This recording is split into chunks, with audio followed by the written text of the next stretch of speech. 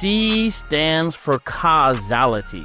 How do atheists steal that concept? Well, atheists have been known in recent years anyway to try and say, when you go to them with the evidence that the universe had a beginning, evidence that, by the way, they tend to agree with, they'll try and say that the universe could come into existence without a cause. Like, for example, Lawrence Krauss. He tried to say that the universe could explode into being out of nothing without a cause. The problem, of course, with that is there's no evidence for that. Secondly, you have to use the law of causality to arrive at that conclusion, because any investigation you try and do to try and discover whether something can come into existence without a cause is going to use cause and effect in order to do so. Thirdly, if things can pop into existence without a cause, how can you even do science? Because science is built on the ability to have reliable cause and effect relationships. And if things can pop into existence without a cause, or out of nothing by nothing without a cause, then you couldn't rely on science. Now, does this relate to the what is sometimes called the principle of sufficient reason, PSR? Yes. Can you explain that concept to me? Because I think that relates, and that's sort of a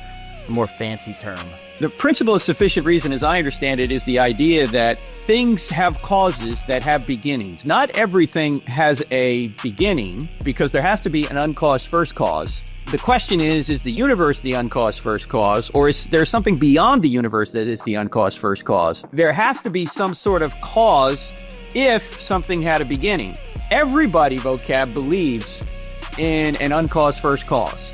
Atheists believe in an uncaused first cause, whether it's the universe, a quantum vacuum, multiverses, whatever they think is the uncaused first cause. Christians believe in an uncaused first cause God.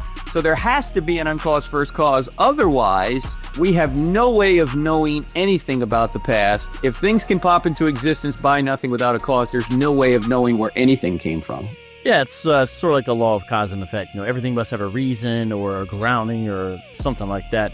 You know, and it is funny with atheists, they have the universe popping into existence, and on some theories, universes apparently popping into existence. Yeah. But why don't you get brains like floating around in the sky, popping into existence, or random shoes popping in and out of existence? Why is it just universes that gravity simply births, you know? As William Lane Craig has pointed out, he said, look, if the universe can pop into existence out of nothing by nothing without a cause, why doesn't everything do so? Exactly. I mean, why don't Teslas pop into existence out of nothing by nothing without a cause? I always tell people when I'm doing one of these seminars, I'll say, hey, if you're hungry after this seminar, does it make sense to go home and order a pizza? Or should you just sit there, wait, and hope one pops in out of existence out of nothing right in your kitchen table? No.